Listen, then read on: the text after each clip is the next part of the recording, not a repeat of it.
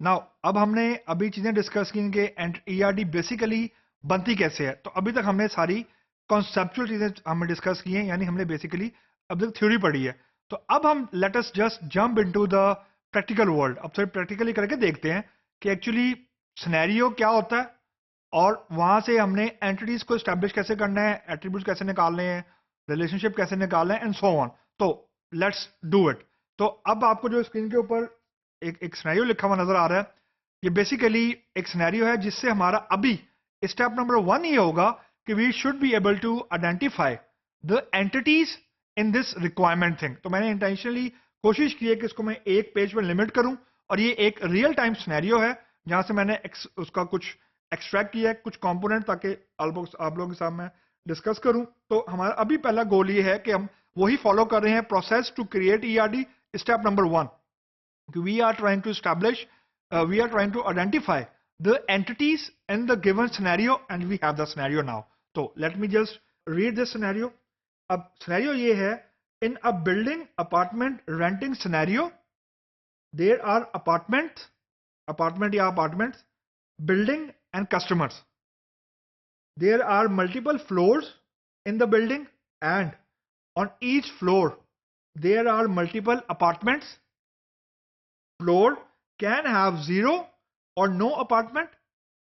Each apartment can be rented at most to one customer, but customer can rent multiple apartments from same building.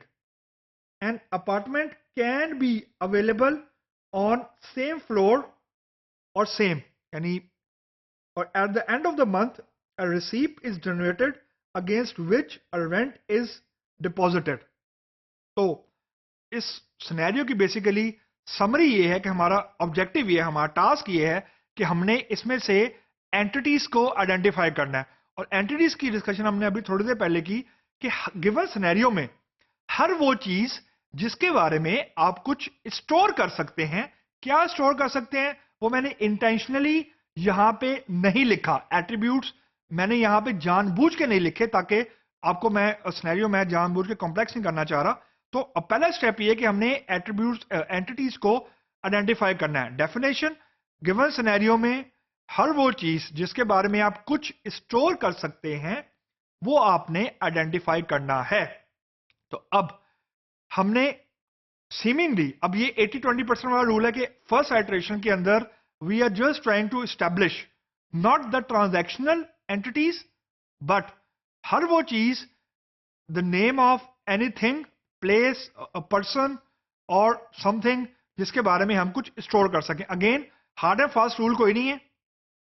हो सकता है आप में से कुछ लोग कुछ एंटिटीज स्किप कर जाएं, लेकिन 70-80% लोग आप में से जो स्टूडेंट्स हैं वो कॉमन एंटिटीज को आइडेंटिफाई करेंगे। 20% 30% ऐसे होंगे जिनका आंसर फर्क होगा, और होना भी चाहिए, क्योंकि कोई स्टैंडर्डाइजेशन नहीं है। वी कैन नॉट से कि ये ईआरडी अच्छी बनी हुई है, ये ईआरडी गलत बनी हुई है।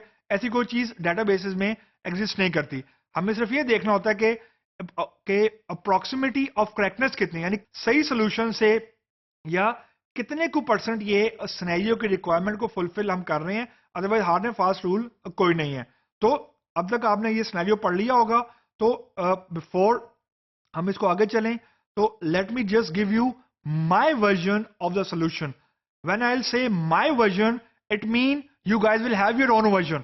Mean you people can and you people should differentiate, you people should deviate, you people should have your own solution which should not be 100% a mapper of my solution.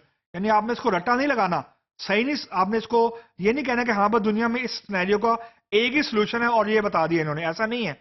आपने खुद से आइडेंटिफाई करना है, और ऐसा नहीं हो सकता कि आप 100% वही एंटिटीज को आइडेंटिफाई कर लें जो मैंने की है। ऐसा नहीं है, अगर की है तो गलत है।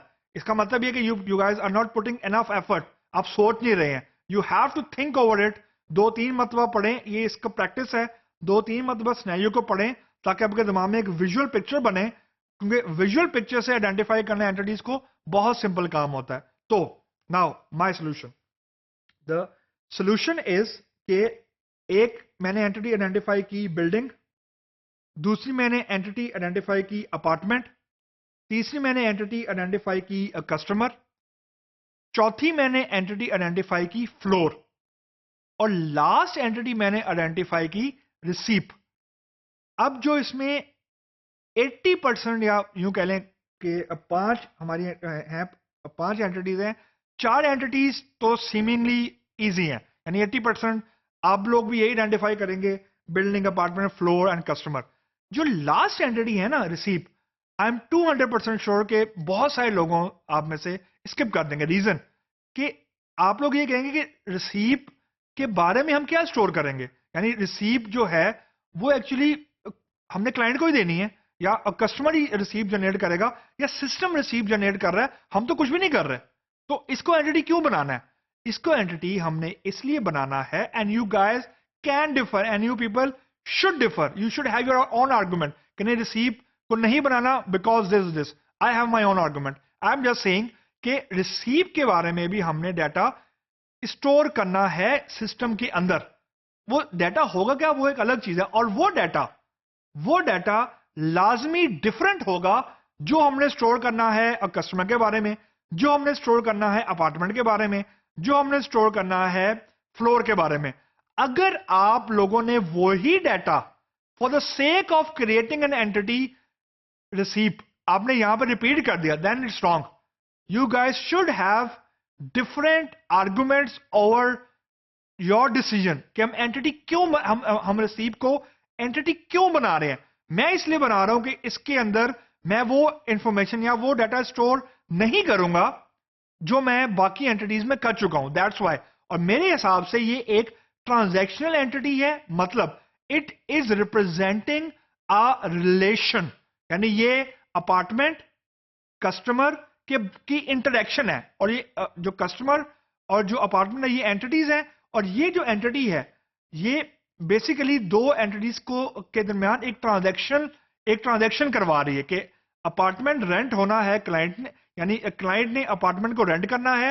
रेंटल जो इंफॉर्मेशन है वो ना क्लाइंट के टेबल में जाएगी या कस्टमर के टेबल में जाएगी, ना वो जाएगी अपार्टमेंट के टेबल में, वो जाएगी एक तीसरे टेबल में जो ये इंटरेक्शन हमें बताएगी कि कौन सी अपार्टमेंट को कौन से कस्टमर ने रेंट किया है और कौन से मंथ का वो बिल पे कर रहा है, डेट ऑफ बिल के एंड जो बाकी चीजें हैं। तो इसके अंदर वो सारी चीजें आएंगी जो ना अपार्टमेंट में और ना बेसिकली कस्टमर के पास है। ये बेसिकली एक ट्रांजैक्शनल एंटिटी मैंने यहां पे लिखी है जो मेरे हिसाब से एक ट्रांजैक्शनल एंटिटी है। क्यों? क्योंकि दो एंटिटीज के दरमियान इंटरेक्शन को मैंने यहां पे कैप्चर करने की कोशिश की है।